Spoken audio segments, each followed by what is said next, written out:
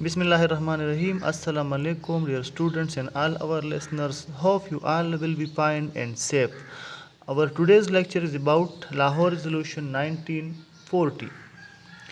تو آج کا جو ہمارا لیکچر ہے وہ قرارداد لاہور یا لاہور ریزولوشن کے بارے میں ہے، جس کو قرارداد پاکستان یا پاکستان ریزولوشن کا نام بھی دیا جاتا ہے۔ آج کے جو لیکچر ہے اس میں ہم تفصیل سے اس قرارداد کے بارے میں پڑھیں گے۔ تو آگے بڑھتے ہیں اور سٹارٹ لیتے ہیں۔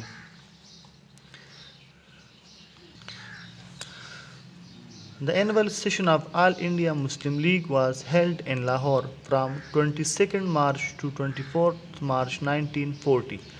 سب سے پہلے بات یہ ہے کہ یہ ایک سالانہ اجلاس تھا مسلم لیگ کا، جو 22 سے 24 مارچ کو ہوا تھا اور لاہور میں ہوا تھا، جو منٹو پارک ہے وہاں پر۔ آج اس کا نام تبدیل ہوا ہے اور آج کل اس کا نام ہے اقبال پارک۔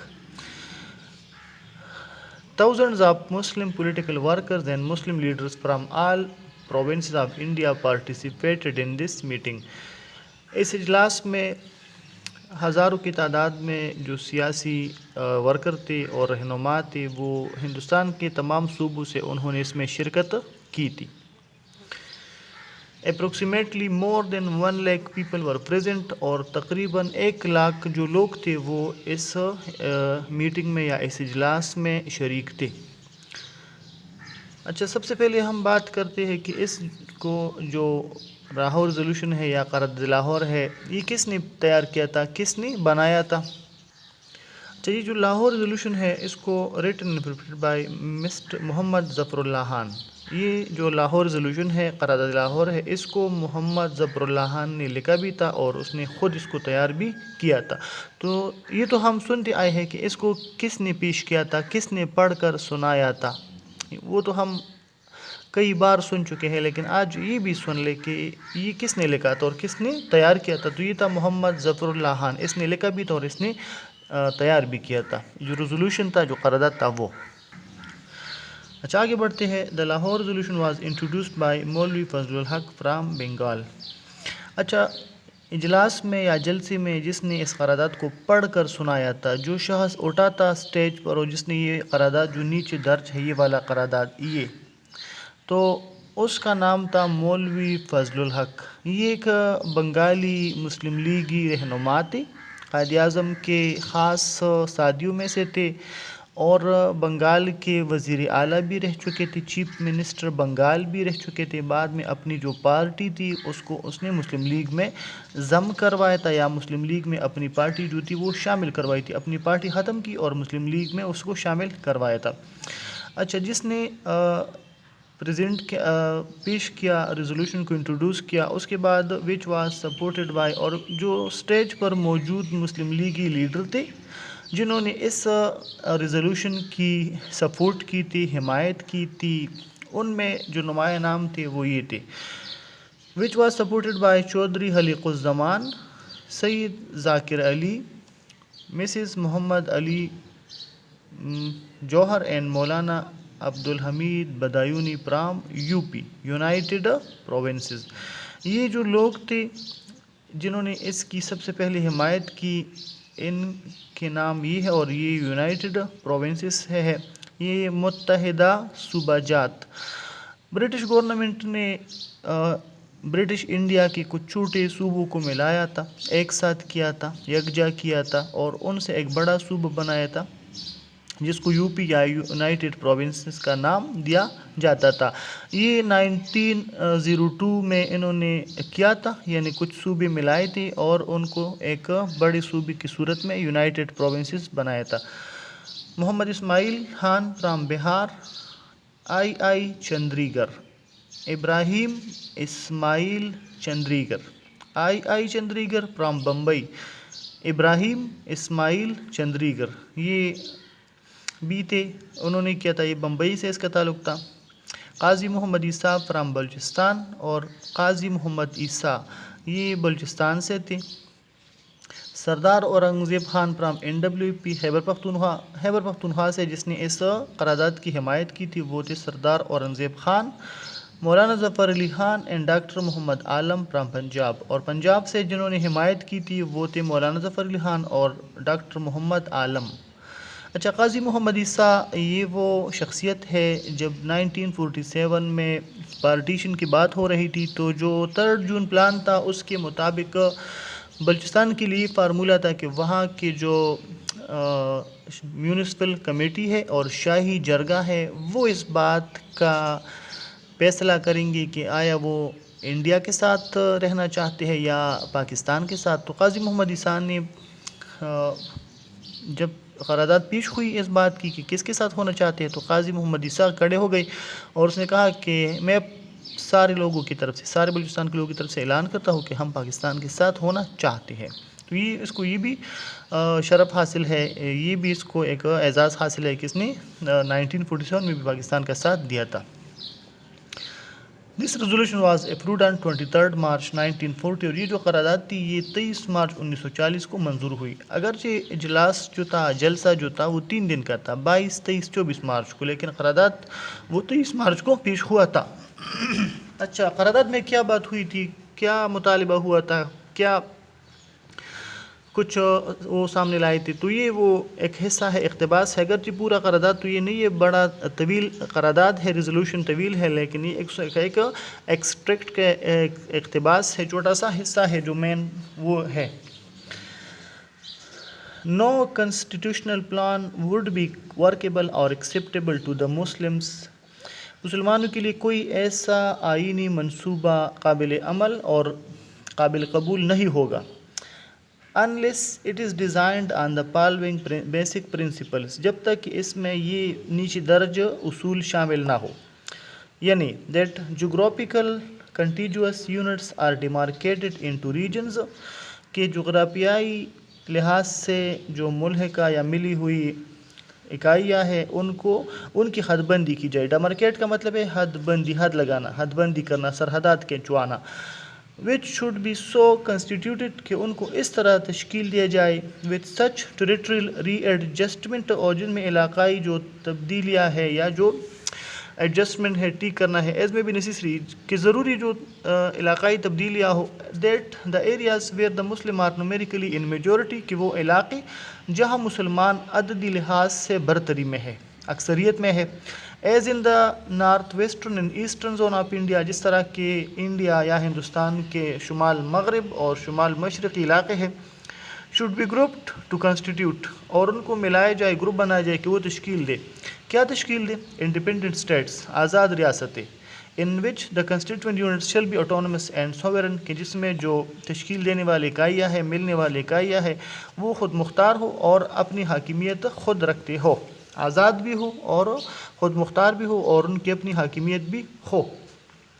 یعنی اس قرارداد کے ذریعے سے اس بات کا اعلان کیا گیا کہ مسلمان اب کسی ایسے آئینی منصوبے کو ہرگز ماننے کے لیے تیار نہیں ہوں گے جب تک کہ اس میں یہ اصول شامل نہ ہو کہ جو ملی ہوئی یا ایک دوسرے کے ساتھ نزدیک اور مسلم اکثریت والے اکائیاں ہیں ان کو یکجا کیا جائے، ان کو ملایا جائے اور ان کو خود مختار اور آزاد ریاستیں بنائی جائے۔ اگر یہ اصول شامل ہوا تو ہم آئینی منصوبہ مانیں گے، اگر یہ اصول شامل نہیں ہے تو ہم کسی آئینی منصوبے کو اب مستقبل میں نہیں مانیں گے۔ یہ قرارداد تھا جو پیش ہوا تھا 1940 کو 23 مارچ کو۔ اب ظاہر ہے جب قرارداد پیش ہوا تھا تو اس پر بہت سارے لوگوں کو اعتراض تھا، ہندو کو بھی اعتراض تھا، جو کانگریس پارٹی تھی اس کو بھی اعتراض تھا، برٹش گورنمنٹ نے بھی شروع میں اس کو سیریس نہیں لیا تھا، نظر انداز کیا تھا۔ After the approval of Lahore Resolution, some people started opposition to it. Lahore resolution کے منظوری کے بعد کچھ لوگوں نے اس کی مخالفت کی and the scheme was declared impracticable، اور اس منصوبے کو یعنی جو کہ آزاد خود مختار ریاستوں کی بات ہے اس کو ناقابل عمل تصور کیا کہ ہندوستان کی تقسیم یہ ناقابل عمل ہے، ممکن نہیں ہے۔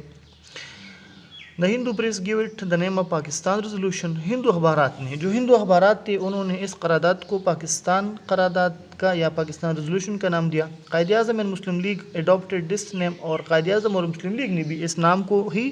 اختیار کیا کہ بس ٹھیک ہے یہی نام صحیح ہے، قرارداد لاہور سے قرارداد پاکستان ہی صحیح ہے۔ اچھا یہ بات بھی سن لے کہ مخالفت کرنے والوں میں یا اپوزیشن کرنے والوں میں صرف کانگریس یا ہندو شامل نہیں تھے، کچھ جو نیشنلسٹ مسلم تھے، قوم پرست جو مسلمان تھے، انہوں نے بھی اس قرارداد کی مخالفت کی تھی۔ جو قوم پرست کچھ جماعتی تھی، تنظیمی تھی مسلمانوں کی،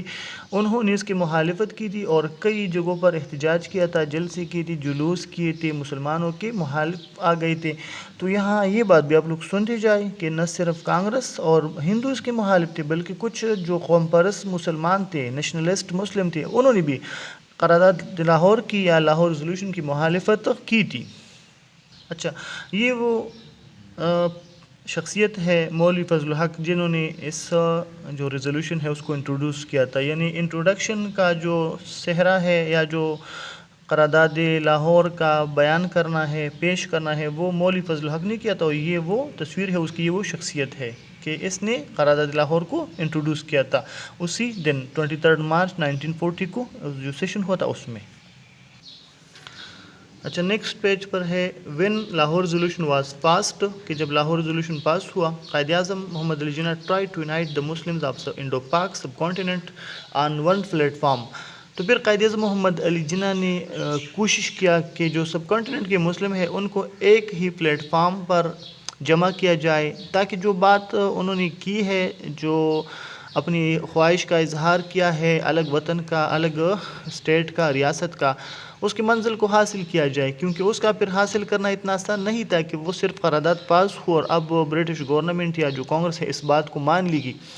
اب اس کو پوری مسلمانوں کی سپورٹ حاصل کرنا ضروری تھی کہ پوری مسلمان جو ہے وہ مسلم لیگ کے ساتھ ہو جائے اور اس مطالبے کو درست تسلیم کروائے اور ان کا ساتھ دے دے کہ ہاں جو مسلمانوں کی بات ہے، مسلم لیگ کی جو بات ہے وہ پوری سب کانٹیننٹ کے مسلم کی بات ہے، تو یہ صحیح ہے، اس پر عمل اب ضروری ہے۔ He visited different parts of India, اس نے ہندوستان کے مختلف حصوں کا دورہ کیا، and informed the Muslim about wrong policies of the Indian National Congress, اور مسلمانوں کو انڈین نیشنل کانگریس کے غلط پالیسیوں سے آگاہ کیا،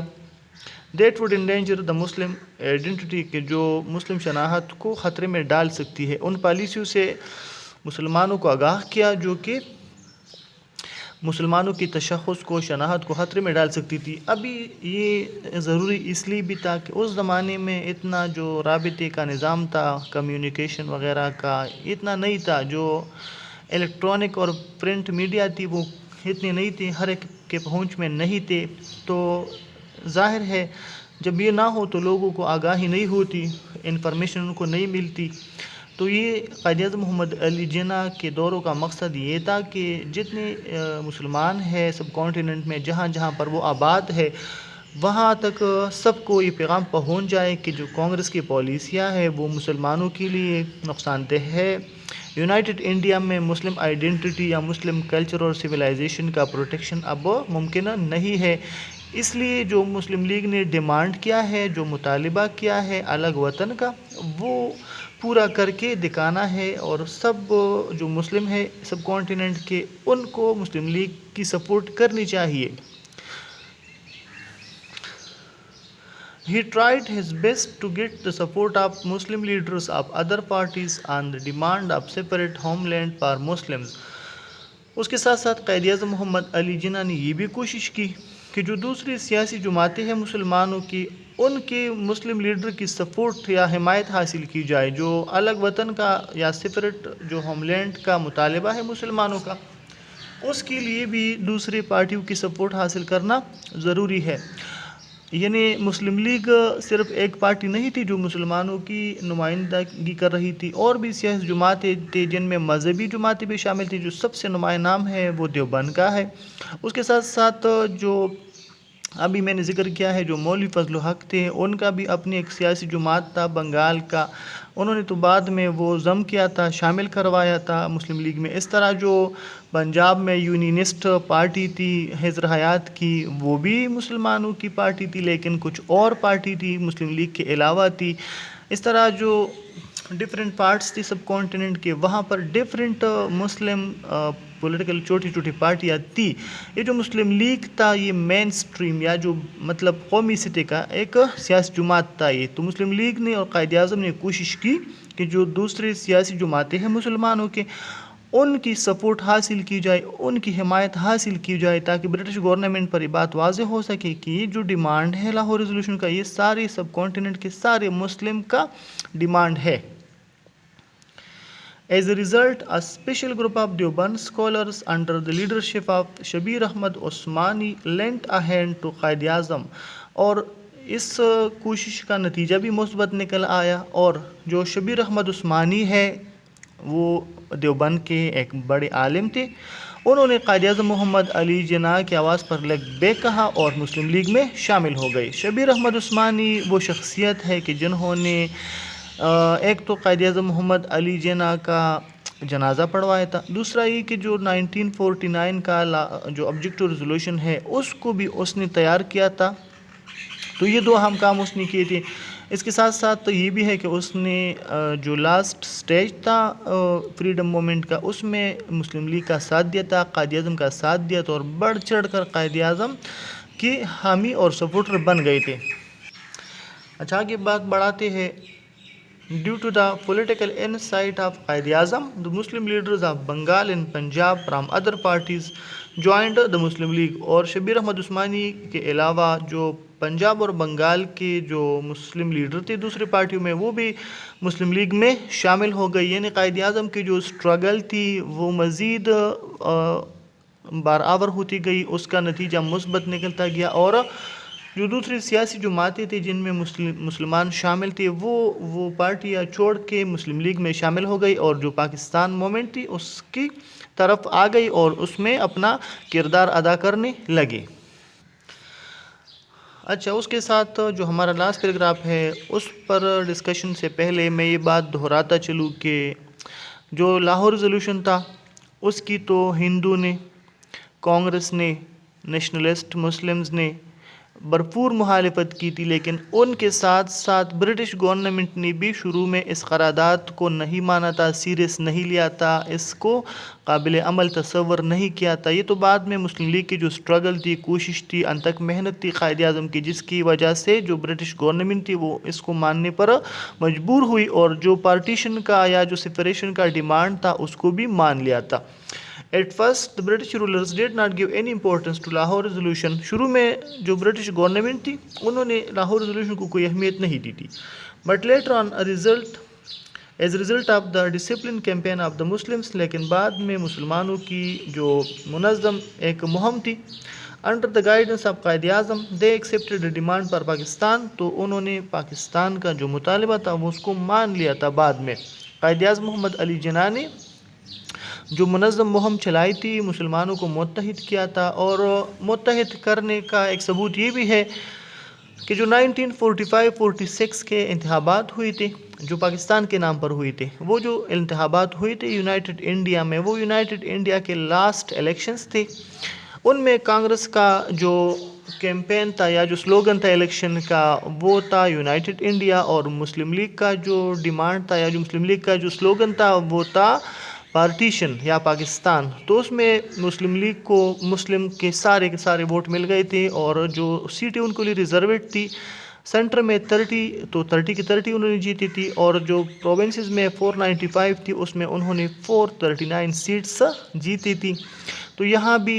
یہ بات واضح ہو جاتی ہے کہ مسلم لیگ نے سٹرگل کی تھی، مسلمانوں کو منظم کیا تھا، بھرپور کیمپین چلائی تھی پاکستان کے حصول کے لیے اور آزادی کے لیے۔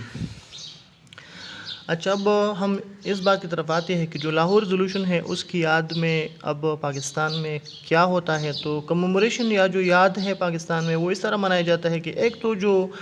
اقبال پارک ہے یا جو منٹو پارک تھا پہلے، وہاں پر ایک مینار پاکستان بنایا گیا ہے جو 60 میٹر ٹال ایک یادگار ہے، مونومنٹ ہے، یعنی ایک تو مینار بنایا گیا ہے مینار پاکستان کے نام سے، 60 میٹر ٹال مونومنٹ ہے، یادگار ہے، اور اس کے ساتھ ساتھ جو 23 مارچ ہے اس کو پاکستان ڈے کے طور پر ہر سال منایا جاتا ہے جو پاکستان میں پبلک ہالیڈے ہوتی ہے۔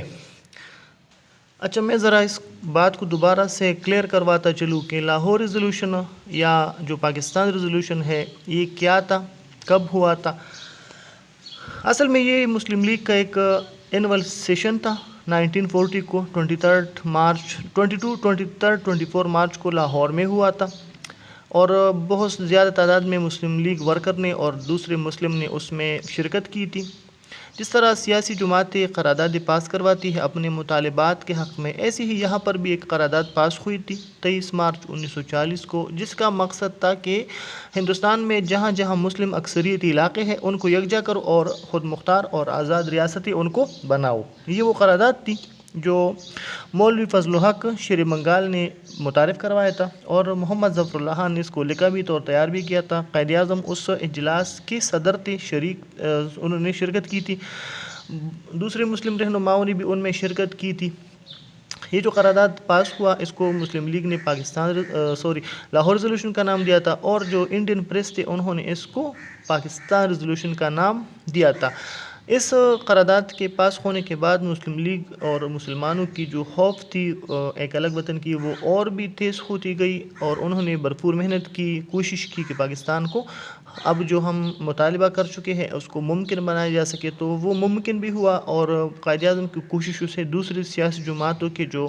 رہنما تھے، ورکر تھے، وہ مسلم لیگ میں شامل ہوتی گئی، اور انہوں نے پاکستان موومنٹ میں قائد اعظم کا ساتھ دیا اور اس کو ممکن کر دکھایا، صرف 7 سال کے مختصر عرصے میں، جب 1940 کے بعد 1947 کو پاکستان وجود میں آیا تھا۔ امید ہے آپ لوگوں کو ہمارا آج کا جو لیکچر ہے پسند آیا ہوگا۔ کوئی بھی مشکل ہو تو ہمیں اپنے کمنٹ کے ذریعے سے آگاہ کریں، ہم آپ کے جو سوالات ہیں ان کا جواب دینے کی بھرپور کوشش کریں گے۔ اس پیراگراف کو آپ پورے لیکچر کو ڈاؤن لوڈ کریں، دیکھ لیں، اور اپنی کتاب کے ساتھ دیکھ لیں، اور صحیح دیکھ لیں، ورڈ بائی ورڈ، اور میننگ بھی ساتھ ساتھ لکھتے جائیں، اس کو سمجھنے کی کوشش کریں، اور جو ریٹن ورک ہم نے پہلے کیا ہے اس کو اگر کسی نے کمپلیٹ نہیں کیا تو کمپلیٹ کر لے، تاکہ نوٹ بک میں کچھ بھی کمی نہ ہو۔